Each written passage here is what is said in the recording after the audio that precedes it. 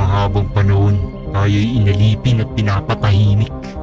Sila'y nakaupo sa trono habang tayo nasa putikan ng kahirapan. Papayag ba kayo ng ganon? Anong mga plano ninyo?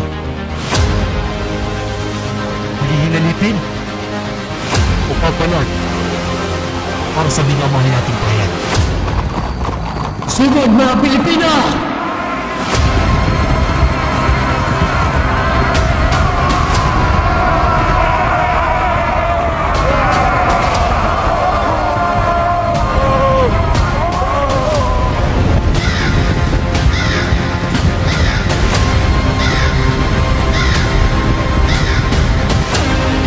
Tayo mga sibil, ginagawa lang natin ang ating tungkulin para sa gobyerno. Depensa! Mga sibil! Protektahan si Gobernador! Abante!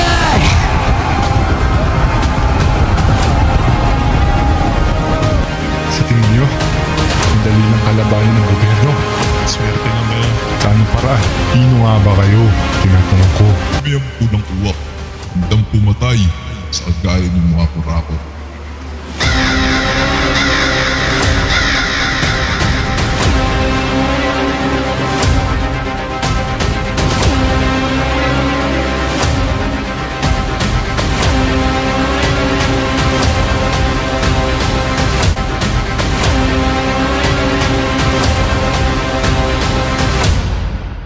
Dice Alza sobre la mano de la justicia, walang nakakaangat sa kamay ng batas.